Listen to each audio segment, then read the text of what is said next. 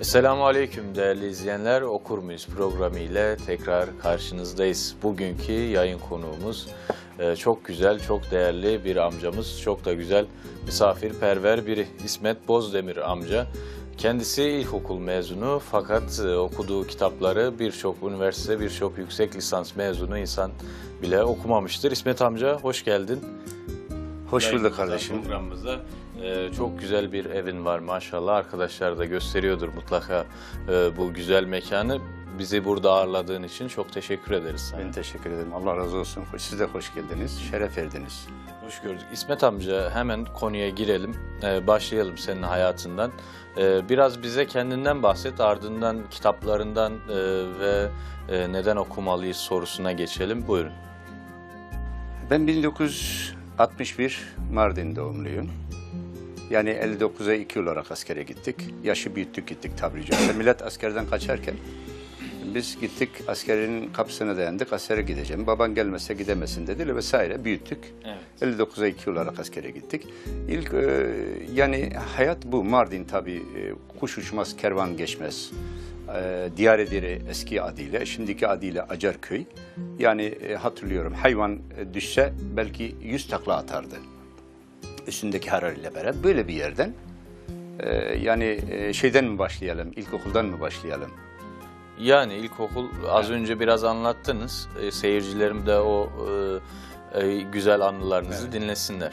Yani biliyorsunuz Güneydoğu demek ne yazık ki kan davasıyla anılan bir yer. Yani o zaman kan davasından dolayı 10 yaşında öbür köyden öbür köye göçtük.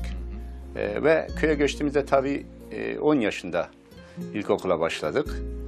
Biliyorsun burada 7 yaşında, 6 yaşında başlayan çocuklar, biz 4-5 ve okula gittiğimiz halde en küçükleri bendim. Evli, çoluk çocuk sahibi, kardeşlerim ve abilerimiz vardı. Ve benim en unutmadığım şeylerden bir tanesi Davut öğretmenimiz vardı ve Turgut öğretmen. 3 tane ilkokulu değiştirdim ilkokulu bitirene kadar. Bana o zaman tabii Türkçenin kelimesini bilmiyoruz. İlk sorduğu 3 tane şey vardı. Ahmet Bayar diye bir kardeşimiz ki şu anda Bağcılar'da oturur. Götürmüştü. Öğretmenin sorduğu 3 soru vardı. Bir, bu çocuğun kulağı çok oynuyor demişti. Dedim yaz, 3 soruyu yazacaksın dedim. İkincisi, yerde bir gazete bile bulsan okunacak şeyde onu al oku derdi. O hastalık hala var. Bir üçüncüsü, yorganını sat, kitap al demişti. Tabii biz yorganı dedi, az önce dediğim gibi biz yorganı değil, döşeyi de sattık. Evet. Şimdi böyle bir hayat, pişman değilim. Zaten birinin dediği gibi kitaptan değil kitapsızlıktan kork. Ve o gün 72'den beri, 71'de zaten ilkokula başladık. Ve 72'de kitap okumaya başladık. Allah hepsinden İhvan-ı Müslümin o zaman Mısır'a postayla mektup yazardık. Bize kitapların çoğu oradan gelirdi. Baskısı orada yapılan kitaplar vardı. Zeynep Gazali, Muhammed Kutup, Seyyid Kutup o zaman okuduğumuz, işte El-Bennan vesairenin o zaman okuduğumuz kitaplar. Ve ilk okuduğum kitap da şuydu. Hiç unutmuyorum. Hidayet. Şule Sekşenler ablanın kitabı. Hidayetin kelime manası, hidayet Allah-u Teala'nın ahiret gününde sevdiği, seçkin kullarına sunmuş olduğu bir şerbet, bir gül suyudur. Allah cümlemize nasip etsin inşallah. İlk okuduğum kitap oydu. Ondan sonra da kitap okumaya başladık. Ve hala devam ediyor. Böyle şu anda. Peki neden okul hayatınıza devam edemediniz? Okul hayatıma neden devam edemedim?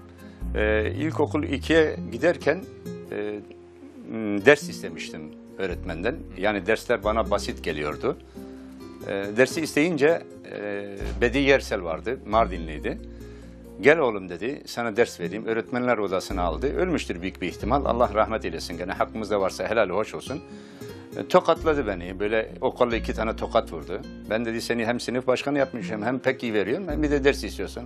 Al sana ders dedi. Dedim ben bir daha bu okula gelmeyeceğim. Kalktım Mardin'e, Dumlupınar İlkokulu'na gittim.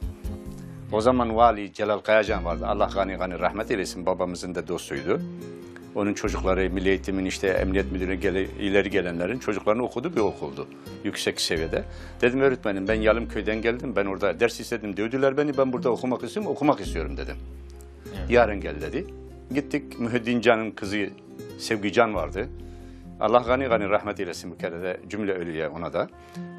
Ve beni kapıda beklerdim, o kadıncağız namaz kılardı. 2 sene de orada okuduktan sonra bir tane iyim vardı diye bir haftaya öğretmenle konuşmamıştım. Burada bir misal vermek istiyorum. Şimdi çocuklara şey olur babında. Benim bütün defterlerimin hiçbir tanesinde böyle yarım santim kırışık yoktu ve 1 santim, 1 satır boş yoktu. Ve bizim kalemimiz 3 santime kadar kullanıyorduk. Yani şu kadar. Kesinlikle. Rahmetli Bayram Hoca'nın şehadetinde onun da aynı bu vesileyle onu almış olalım, Allah rahmet eylesin. En ben dikkatimi çeken onun kalemi 3 santime kadar kullanıyordu, 2,5 santime kadar kullanıyordu. Şimdi artık ve netice itibariyle orada da 2 sene okuduktan sonra işte bazı sıkıntılardan dolayı kalktık geldik, Altınova İlkokulu'na geldik. Gene öğretmenim Mehmet Ali Çete'ydi, güzel de bir öğretmendi. Orada da pek iyi derece ilkokulu diplomasını aldık. Sonra bu olaylar işte çıkınca 78 biliyorsunuz, olayların patlak verdiği bir dönem. Adana'ya gittik, işte işe karıştık vesaire. Ondan sonra okul hayatımız bitti. Ama tabii kitaptan kopmadık. Evet. İşte kitaptan kopmamanızın sebebi ne? Şimdi ben yaklaşık 2 yıldır programı yapıyorum. Birçok yazarla, yayın evi sahibiyle program yaptım. Yani fakat herhalde evinde bu kadar çok kitabı olan 1 ya da 2 kişi vardı. Ve bu kadar çok kitap okuyanların görmedim herhalde. Çünkü evinde olanlar da kaynak olarak kullanıyordu onları. Evet. Yani sizi bu kadar çok kitap okumaya sevk eden soru neydi? Yani neden dolayı bu kadar çok kitap okumak istediniz? Şimdi kitap okumayı dedim ya, ilk önce o öğretmen, Davut öğretmenim o sözü beni etkilemişti bir. Bir de tabii ilkokulu okumadığım için orada bir boşluk hissettik. Okumaya karşı aşırı derecede bir şevkim vardı. Evet. Hatta hiç unutmuyorum, Mardin Kızıltepe PTT binasının kalorifer tesisatını yaparken depoya girmiştim. 2 çuval kitap bulmuştum. 76. Ondan sonra o 2 çuvalı getirdim. Yani sosyal içerikli kitaplardı, sosyalizmle ilgili kitaplardı ve ben o kitapların tümünü okudum. Bir senenin içinde 2 çuval kitap. Onu okuyunca o ideolojinin tümünü anlamış oldum. Yani onun için bazı arkadaşlara diyorum, az önce de temas ettik. Kötü kitap yoktur. Kötüyü anlatan kitap vardır. Kötüyü bildiren kitap vardır. Yani sizce herkes her kitabı okumalı mı? Yani şimdi şöyle bir şey var, yani bazısı vardır, evet, kitabı okur fakat ondan alabildiğini alır. Fakat alabileceği şeyler vardır orada, onları alır. Fakat şimdi herkese her kitabı okuyun demek biraz da tehlikeli değil midir yani? Aynen, katılıyorum. Yani şimdi herkes belirli bir kıvama gelmedikten sonra, yani tabiri caizse öyle diyelim, her zaman dediğim gibi İslam varsa her şey aydınlık, İslam yoksa her şey pislik ve karanlık. Evet. Yani İslami bir kafamız vardı o zaman ve ilk alma, ilk duyma, ilk algılama olayı çok önemli. Bir İslami sevi. Namaz kılmıyordum mesela o zaman ama İslam'ı çok seviyordum. Mesela İslami kitapları çok seviyordum ama dediğim gibi yani bir insan, az önce de dediğimiz gibi, yani 1922-1931'i bilmeyen bir insan Libya, yani İtalya'nın Libya'da uyguladığı zulmü anlayamaz, kavrayamaz. Yani 1945'i bilmeyen insanlar yani Stalin'i vesaireyi anlayamaz, sosyalizmi anlayamaz. Yani 571 ve 632'yi bilmeyen bir insan Resulullah sallallahu aleyhi ve sellem'in ahlakını, hayatını, ideolojisini anlayamaz ve kavrayamaz. Bir insanı anlamak için onun ideolojisini çok iyi bilmek lazım. Kesinlikle. Siz bu ideolojileri öğrenmek için mi kitap okumaya başladınız? Yani her insanın fikrini öğreneceksin ki adamın fikriyle. Çoğu yazar, yabancıları gör, adam İslamiyet'i öyle bir okuyor ki yani senin dinini senden çok daha iyi biliyor. O zaman niye ben onun dinini tam öğrenmeyeyim, ona karşı o bana karşı benim dinimi silah olarak kullanıyor. Evet. Yani bugün dünyadaki mesele 20. asrın işte casuslarını düşündüğümüz zaman birincisi Snook, Hollandalı Snook, Endonezya ve Malezya, ikincisi Lawrence, üçüncüsü Granfüller şu anda hayatta. Evet. Bunlar ne yapıyorlar? Adam mesela Snook Eser'de Şeriat Fakültesini bitiriyor ve Endonezya'da müftü oluyor. Evet. Evleniyor, çoluk çocuğa karışıyor vesaire. Niye? Davasını gerçekleştirmek için. Neden ben bunun ideolojisini öğrenmeyeyim? Yani yarın bir şey dediği zaman sen o ancak Yani bazı insanları kendi silahıyla vurmadığın sürece sen onu mağlup edemezsin. Evet, yani İdeolojileri bilmek lazım. futbolda vardır hani Aynen. deplasman meselesi vardır. Kendi sahanın evinde oynaman deplasmanda. Tabii, zaten Sen avantaj. sürekli deplasmanda oynamaman lazım değil mi? Yani Evet, işte. onların Evet, sahasını da değil. iyi bilmen Aynen, lazım. aynen. Onun sahası. Sahasını bilmediğiniz zaman zaten o zaman sıkıntı oluyor işte. Peki yani bu kadar çok kitap okudunuz. Oralarda mesela sizi cezbeden ne oldu? Yani kitaplarda bir albenisi olması lazım değil mi? Şimdi kitaplarda dedim ya, mesela ben okumayı sevmeyen insanlara şunu derim. Ben kitap okumayı romanlarla sevdim. Evet. Romanlarla. Yani roman insana aynen tabiri caizse şimdi millet yani dizikolik olmuş yani. Yani tarihi dizilerden öğreniyoruz Yani, artık. dizilerden öğreniyor ve yanlış öğreniyoruz. Dizilerden öğrendiğimiz için yanlış öğreniyoruz. Ama İslami bugün öyle romanlar var ki mesela adam sana öyle bir mesaj veriyor ki senin ruhuna hitap ediyor. Aklına, ruhuna, beynine giriyor. Ve sen o kitabı, o romanı okuduğun zaman ertesi gün ve az önce dediğimiz gibi eğer bir insan bir romanı okudu diyelim ki misal verelim buna. Medine müdafası. Eğer bir insan Medine müdafasını okuduğu zaman Medine'ye kendini hissettiremiyorsa, Resulullah sallallahu aleyhi ve sellem'in huzurunda Ravza-i Mutahara'sında kendini hissedemiyorsa, aleyhissalatü vesselam o Ravza-i Mutahara'daki o kokuyu hissedemiyorsa, kumun sıcaklığını ve Fahreddin Paşa'nın Allah gani gani rahmet eylesin ilk Mehmetçik kelimesinin de mücididir. İlk söyleyen odur.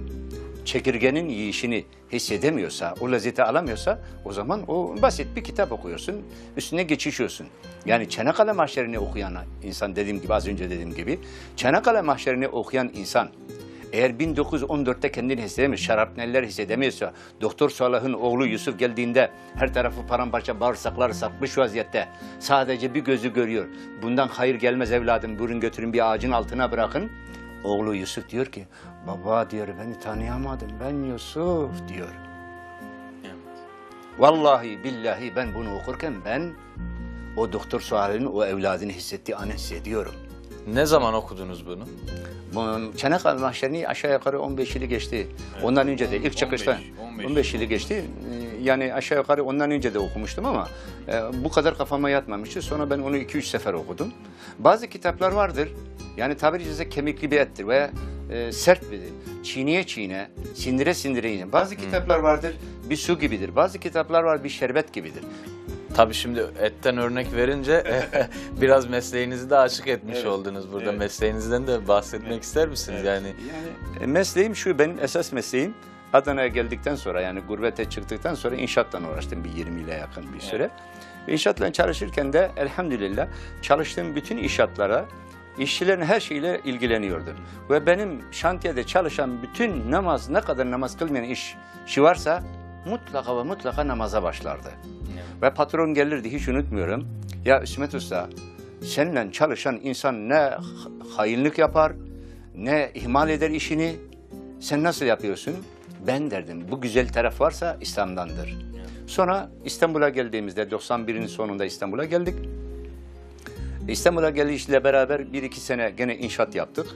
Ondan sonra 92'nin sonundan itibaren de bu canlı hayvan işine, adak kurban işine başladık. 10 sefer daha dünyaya gelsem, önce bir tebliğci, bir İslam'ı anlatıcı olmak isterim. Sonra o olmasa koyuncu olmak isterim. Evet. Hayırlı, bereketli bir hayvandır. Güzel bir hayvandır. Bütün peygamberler hizmet ettiği ve övdüğü bir hayvandır. Evet. Ve yanılmıyorsam hiçbir hayvanın kafası hakkında hadis-i şerif yok. Koyunun kafası hakkında hadis-i şerif var. Nedir o hadis-i şerif? Yani Aleyhisselam buyuruyor ki hadis-i şerifte, koyun kafasında kaç tane uzuv varsa insanın o kadar uzvuna şifadır. Dili diyor dilin tatlı olmasına, beynin ziyadeleşmesine, yanaklarının alınmasına vesiledir. Tabii yanık vesaire bunu devam ettirebiliriz yani. Evet, yanaklarınızı da al maşallah. Estağfurullah, sizin güzelliğiniz. Şimdi İsmet amca, tabii sen kitapları okuyorsun, yazmaya niyetlenmedin mi? Kitabı yemek lazım. Kitap yenir. Kitap okunmaz. Kitap yenir. Kıtır kıtır yenir. Kimisi içilir, kimisi böyle dediğim gibi, yani ben mesela kemiksiz et sevmem. Kemikli olacak. Yani iliğini, şuyunu, buyunu vesaire arayacaksın. Hatta geçen Japon'u getirdiğinde biz onun önüne çatalı şu buyu koyduk ama biz elle yedik. Parmaklarımı da ikide bir yalıyorum. Aynısını yaptı. Nasıl dedim? Süper, süper diyor böyle. Tabii çok memnun oldu. Elhamdülillah o da İslam'la inşallah şereflendi çünkü aradı bizi. Öyle bir şeyimiz de güzel tarafımız da oldu. Elhamdülillah. Yani işte et giren yere et girmez diye bir tabir vardır. Evet. Biz de ondan dolayı şey yapıyoruz. Biz etten devam ediyoruz. İnşallah. Hocam şimdi şöyle bir şey, kitap okuyorsunuz. Az önce de sordum, biraz et araya girince tabii değişik oluyor. Evet.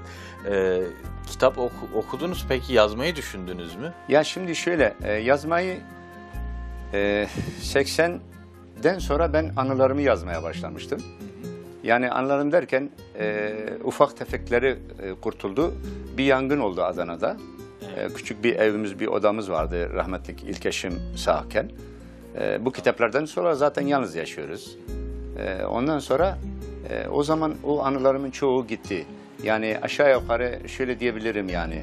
Mesela 70'ten itibaren köyden 1969'da çıktık. Ondan işte 85'e kadar ki bütün anılarım günlük günlük yazmıştım. Ve sonradan yangın olunca tabii bizim biraz da tabiri caizse psikolojimiz bozuldu. Kitaplarım yandı. O kitapları tekrar bir araya getirdik. O zaman çocuklar küçük olan yoktu. Büyüğü de daha yanılmıyorsam 1,5 yaşındaydı falan. Sonra işte dediğim gibi İstanbul'a geldim. Ondan sonra hanımın vefatından sonra bir 3-4 sene bir hanımın hastalığıyla uğraştı. 86'da vefat etti. Ben ondan razıyım bu arada. Allah da razı olsun. Ve ondan sonra tekrar yani 86'ya kadar bir boşluk oldu tabiri caizse.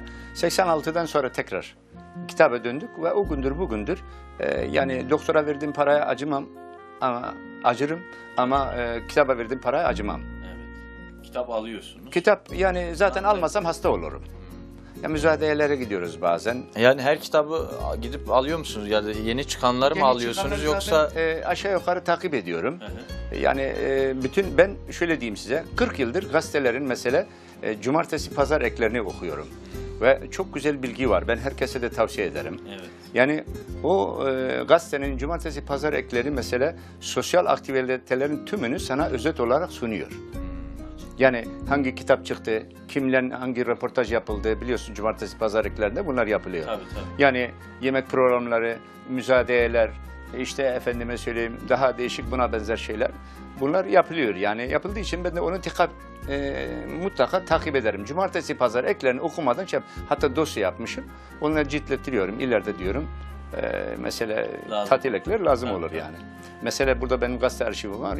Selanik'te baskısı olan gazeteler var.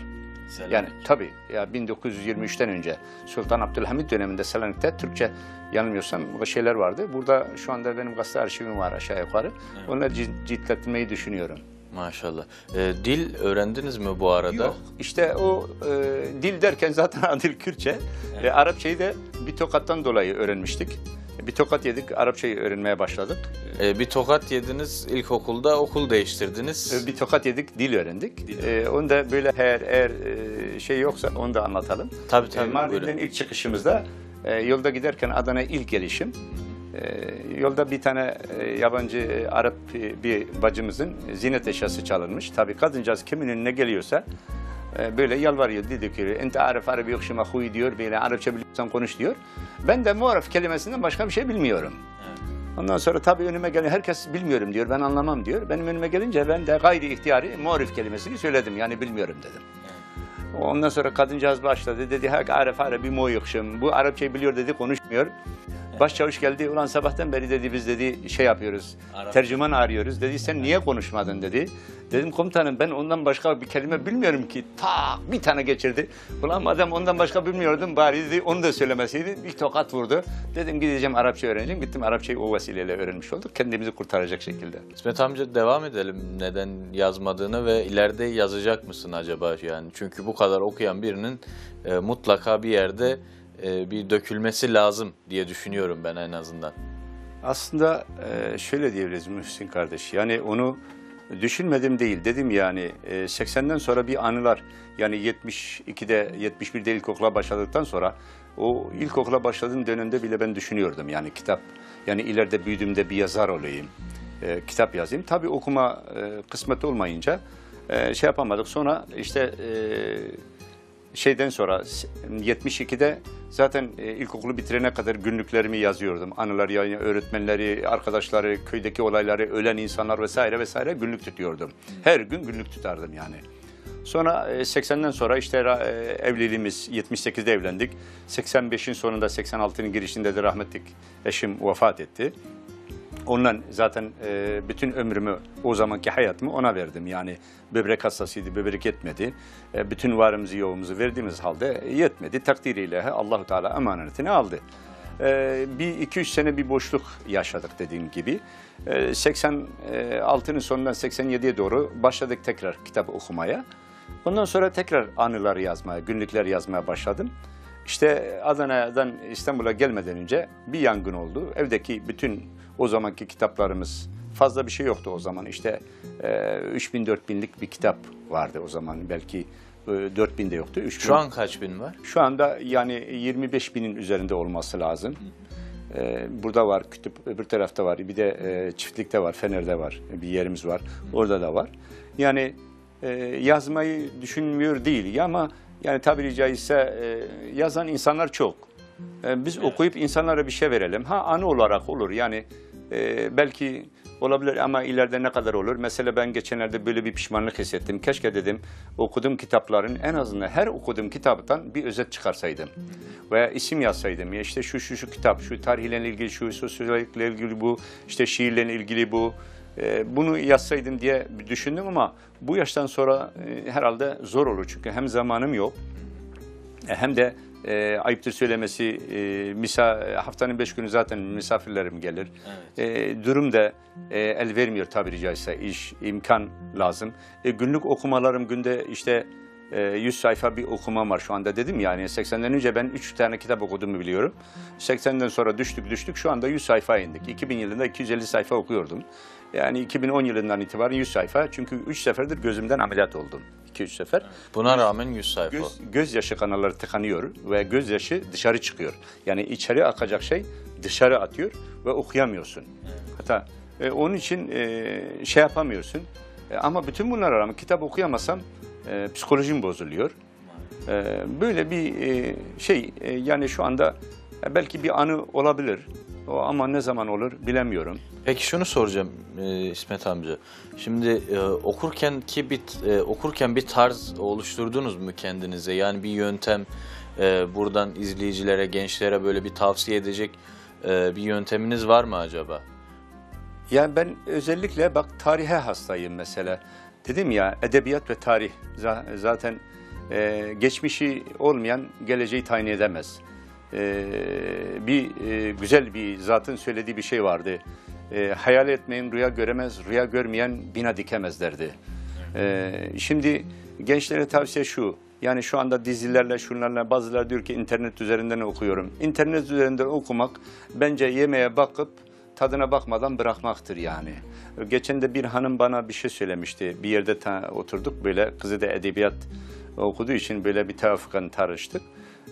Şu bir şeyler söyledi. Dedi ki okumadığınız kitap rafta koyuyor musunuz dedi.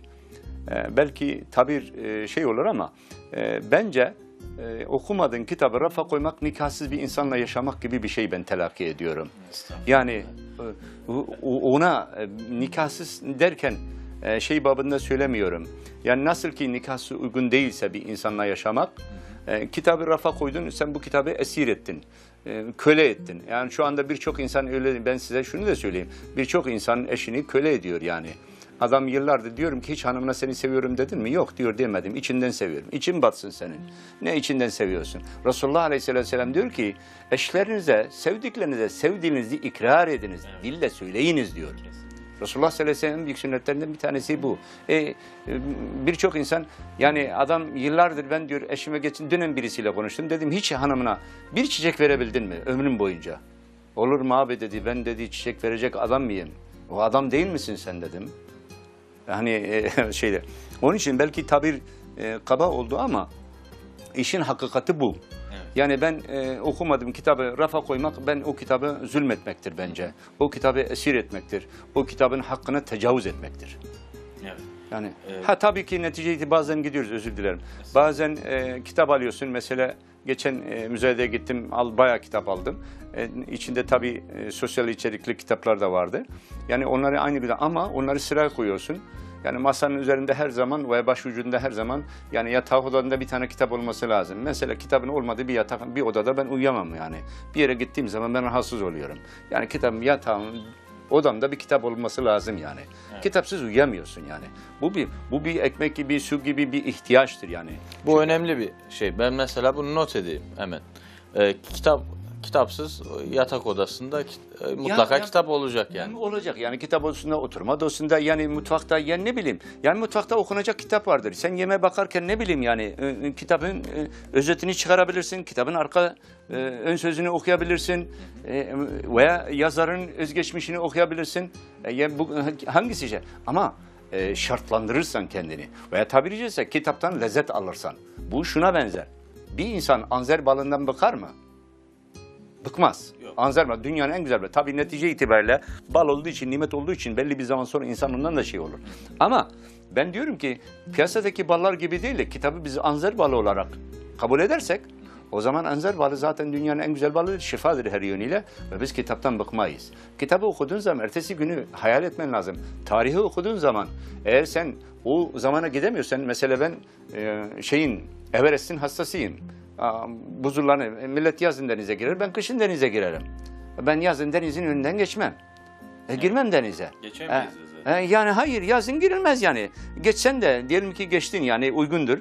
Kardeşim yani güneş çarpar, deniz yüzülür, başın ağrır, şudur budur. Kışın girdiği zaman çelik gibi olursun. Hasta bir tarafın varsa tansiyon olmaz, şeker olmaz, kolesterol olmaz vesaire vesaire. Şimdi tam zamanı mı diyorsun? Tam zamanı. Evet. 1 Kasım'da ben açtık elhamdülillah. İyi, güzel. Peki başka böyle sizin kendi tarzınız var mı bu kitap okurken ki şeyleriniz? Onlara devam edelim. Çünkü not alıyordur mutlaka izleyicilerimiz de. Yani bir tecrübe var şimdi. 28 bin, 25 bin kitaptan bahsediyoruz. Hiç az değil. Kalıcı olması için neler yapıyorsunuz mesela kitabın? Ya şimdi az önce dediğimiz gibi Muhsin kardeşim, dedim yani biz kitabı okuyoruz. Tabii kitabı her şeyi, ama insan beyni dedim ya, hemen dün de demek ki tevafuk oldu. Allah rast getirdi. Dün de bir hocamızın beyinle ilgili bir konferansı var. Kendisi beyin cerrahı, Müslüman bir abimiz, bir kardeşimiz. Ona gittik. Yani kitabı sevmek için bir de kitapla haşir neşir olmak lazım. Mesela ben kitaplarımla konuşuyorum. Yani eve geldiği zaman ben bütün kitaplarımın, yani şu anda ben bir kitabı alırsam mesela, bunu nereden almışız diyelim, bunu ele aldık. 19-11-2020 Tophane'den alınmış bu kitap. Yani diğer bir kitabı çıkarsam mesela, baksam ben şimdi üstünde değişik bir tarihi yazar. İstanbul dışından aldığım kitabın üstüne aynı. Şimdi bu sefer ben yani ileriki bir zamanda bu kitabı aldığım zaman Tophane'deki o gün bir kere gözümün önüne geliyor, canlanıyor. Yani ben bu kitapla bir ayrıca bir de gezi yapmış oluyorsun. Ama yani kitabı tabii sevmek lazım. Kitabı dediğim gibi yani her kitabın ayrı bir lezzeti, ayrı bir tadı var. Nasıl ki meyvelerin tadı, lezzeti ayrıysa, kitaplar da kendine has bir özelliği, güzelliği vardır. Mesela Bediüzzaman Hazretleri'nin Risalesini okumak kolay değil, ağırdır biraz. Ben buna neye benzetiyorum? Yani ağır bir yemeğe, sert bir ekmek. Kıtır kıtır yemen lazım, ağzında çiğnemen lazım vesaire, 2-3 sefer bayağı çiğnemen lazım. Ama bir şiir okuduğun zaman şerbet gibi gidiyor. Evet. Bir de dediğim gibi, yani bu arada şunu da söyleyelim. Edebiyat ve belagat dili. Rahmetli Bayram Hoca'dan gene misal veriyorum. Onun mesela şöyle bir tespiti vardı. Bir insan düşünün diyor, bütün ilimleri yutmuş. Ama edebiyatı ve belagatı yoksa ben onu hoca olarak seçmem derdi. Evet. Ve bu arada... yani okuduğunuzu anlatmanız için bir de edebiyata ihtiyacınız var. Belagata ihtiyacı var, edebiyata ihtiyaç vardır. Okurken lehçeler, mesela bazı romanlar vardır. Adam mesela diyelim ki Bitlis'in Mardin'i Diyarbakır'ı anlatıyor. Mesela Münir'de bir kitap vardı. 1900'lerin başında Diyarbakır'dan nehirle şeye kadar, Irak'a kadar gidiyor. Kelekler üzerinde. Kelekler biliyorsun kelekler hayvanın derisini üfleniyor, üzerine şeyler sürüyor vesaire. Ben o kitabı okuduğumda mesela Diyarbakır'dan ben oraya kadar Irak'a kadar gittim. Evet. Mısır'a gittim yani onunla beraber.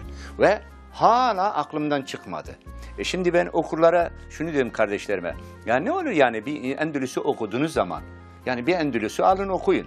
Veya hangi yöreyi hoşunuza gidiyor, merak ediyorsanız. Mısır mı diyorsunuz?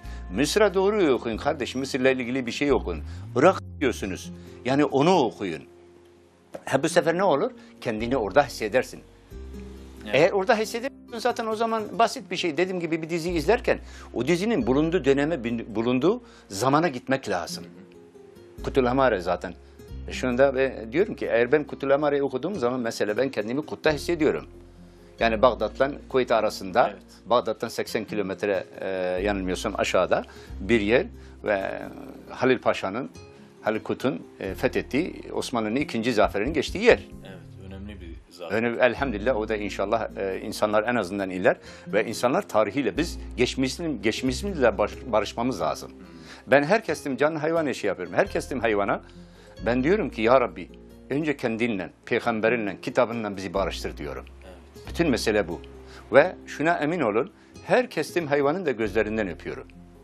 Allah için seviyorum, Allah için kesiyorum. Allah kes dediği için kesiyorum. Evet. Yoksa ben bir karıncayı incitmem. Bir şey söyleyecektim. Neyse gitti. Evet, kaçırdık. Estağfurullah. Belki de program bitene kadar Yok. aklınıza gelirse kaçırdığınız noktayı da alırız. Peki şöyle bir söz var, hani çok okuyan değil, çok gezen bilir diye. Belki de işte bu sözü sormamız gereken, soracağımız en önemli insanlardan bir tanesisiniz. Yani siz de çok okumuşsunuz. Bu söze inanıyor musunuz ya da bu sözün açılımı nedir sizce? Gerçekten de çok okuyan bilmez mi yani? Çok gezen mi bilmek? Şöyle diyeyim ben onu. Yani ben mesela İspanya'ya giden arkadaşlarım oldu. Ben onlarla mesela Ernest Hemingway'in evi vardı. Dedim git orayı gez. İşte şu mezarlık Granata'yı, işte Kutuba Elhamra'yı vesaireyi, Büyük Kurtuba Camii'ni, Elhamra Sarayı'nı falan filan. Yani ben Endülüs'e gitmedim, İspanya'ya gitmedim yani. Evet. Ama elhamdülillah ben yani birçok yerini hemen hemen biliyorum desem belki abartılı olmam. Mısır'a ben hiç gitmedim, yurt dışına ben hiç çıkmadım. Ama ben yani büyük piramitlerin bulunduğu yeri arkadaşlara sordum. Yanılmıyorsam Memlüklerden Abdullah İbni Memun olması lazım. Piramitleri yıkma konusunda bir olay var. İbn Battuta'nın seyahatnamesinde geçiyor bu olay.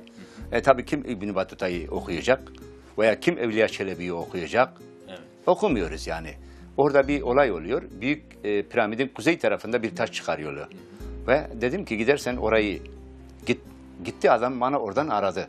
Abi dedi senin bulunduğu yerde şu an taşın yanındayım oradan arıyorum seni dedi. Papyrus ağacının çıktığı tek yerde Mısır'ın o yöresidir vesaire vesaire. Ben Medine'ye gitmedim ki ama ben Medine'yi çok okudum. Harzemşah'a gitmedim. İşte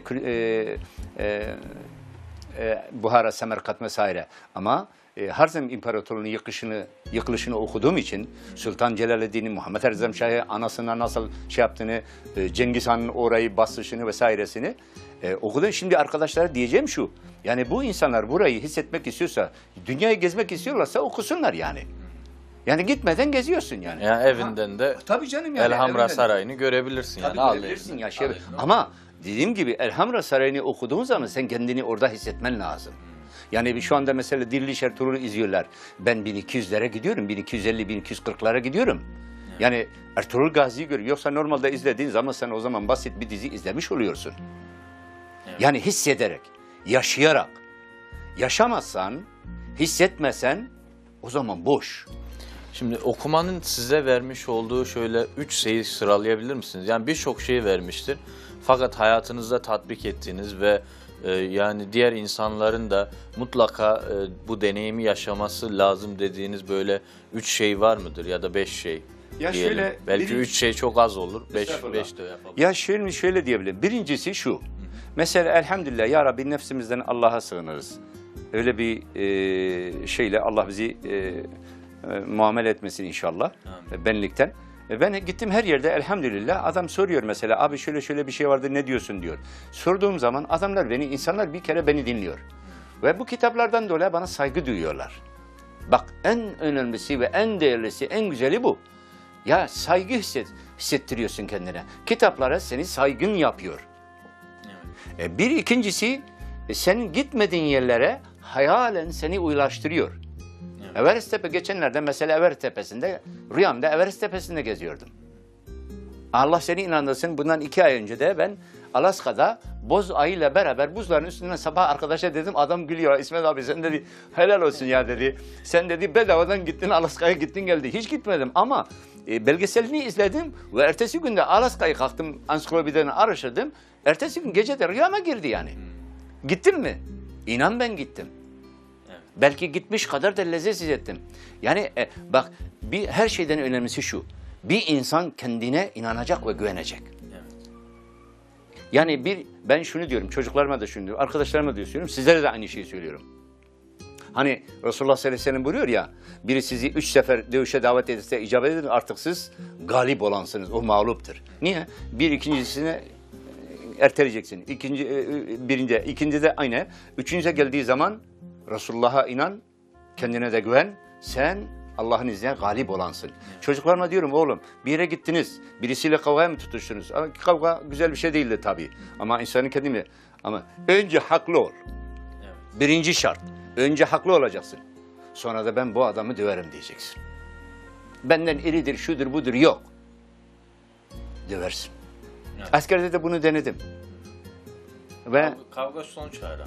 yani hayır şunu demedik ki bak sana öyle değil. Hani çıkış yolu kalmadıysa diyorum ben. Az önce ne dedim yani kendi sağına tavsiye edilecek bir şey değil. Müslüman yani hoşgörüyle, sevgiyle, tatlılıkla ama Resulullah Aleyhisselam bak herkes Resulullah Aleyhisselam müşfik, mülayim şu bu. Ayrı Muhammed Hamidullah'ın Kaç savaş yapmış şimdi Peygamber Efendimiz? yani aşağı yukarı Hüdeybiye anlaşmadır. Diğerisiyle 5 tane savaş ve 628'de bitiyor. Ve 630'da Mekke'yi fethediyor. 622'de hicret. Evet. Arada. 24, 25, 26, 27, 28. Hüdeybiye anlaşması da 628'de.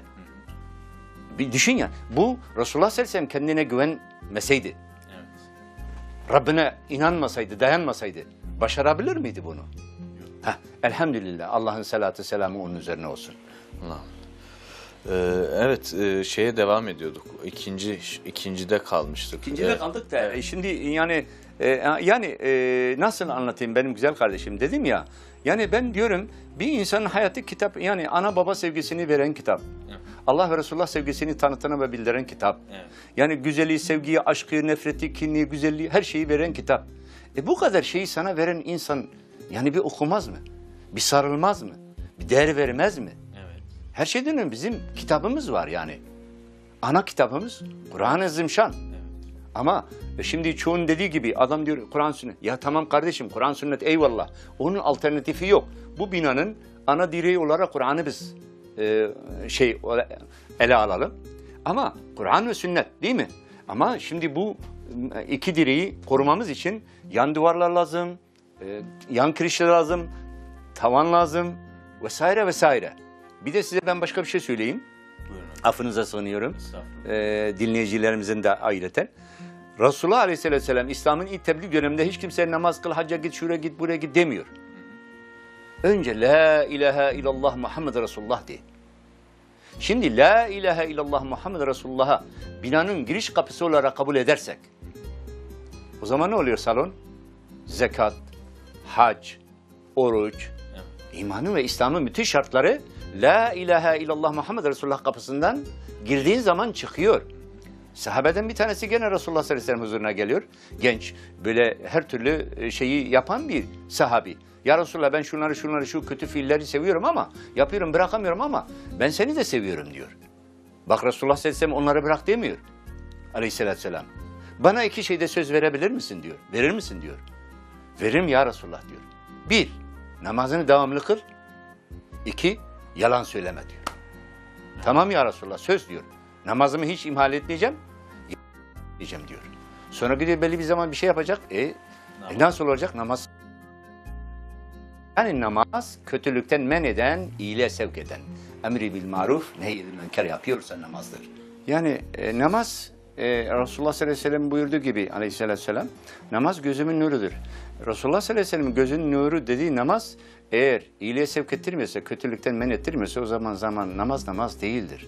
İnsan eğilip kalkmaktan, yani namaz, yani bazı sultanların, zatların dediği gibi insan namaza, yani bugün bir devlet, bir başbakanın, bir cumhurbaşkanının, bir bakanın yanına gittiğimiz zaman gelişi güzel gidebiliyor muyuz? Bazı insanların dediği gibi işte abi bu şekilde de olur. Tamam o şekilde ama mazeret olursa o şekilde olur. Ne yapıyoruz? En güzel elbiselerimizi giyiyoruz. En güzel kokularımızı sürüyoruz. Niye? Sayın Başkanı, sayın işte şuyu buyu vesaire kralı rahatsız etmeyelim diye. Peki Allah'ın huzuruna giderken neden o intizamı, o titizliği göstermiyoruz? Bütün mesele bu. Maalesef o hassasiyet çoğu kimsede yok. Namazdır müminlerin burağı, Hak Teala yakın eder ırağı. Evet. Son 2-3 dakikamız, malumunuz program biraz kısıtlı süremiz. Son böyle sizin tavsiyelerinizi, bugüne kadar yaşadığınız tecrübelerden böyle birkaç tavsiyenizi alalım ve programı bitirelim İsmet amca. Ya şimdi şöyle diyeyim, ben her şeyden önemlisi bizim kitabımız Kur'an-ı Azimüşşan'ın ilk emri oku, ikra, bi ismi rabbik. Seni yazan Rabbinin adıyla oku diyor. Evet. Peygamber aleyhissalatü vesselam ne buyuruyor? Beşikten mezara kadar ilim. İlim Çin'de olsa arayınız bulunuz diyor. Evet. Bütün bunu diyen dünya sosyologları hakeza. Yani bir insan, eğer ben düşünüyorum şimdi kendimi düşünüyorum. Ben acizane bir ilkokul mezunu, ilkokula kadar okumuş bir insanım. Yani bugüne kadar ben bu kadar kitap okumuşsam, yani bazı kardeşlerimiz hayda okuyabilir. Yani her insan, ben size şunu da söyleyeyim, bu kitapların çoğunun sigara parasıyla geldiğine inanıyorum. Çünkü ben namaza başladığım gün sigarayı bıraktım. Sigarayı bıraktım günde kitap okumaya başladım. Askerden önce namaz kılmıyordum. Askerden sonra daha hız verdim. Ve o gündür bugündür ben şu anda inanıyorum, bir Müslüman sigara vereceği parayla istediği zaman istediği şekilde bir kütüphane kurabilir. Şu anda bir günlük 10 lira 15 lira sigara veren, bunu aya vurduğun zaman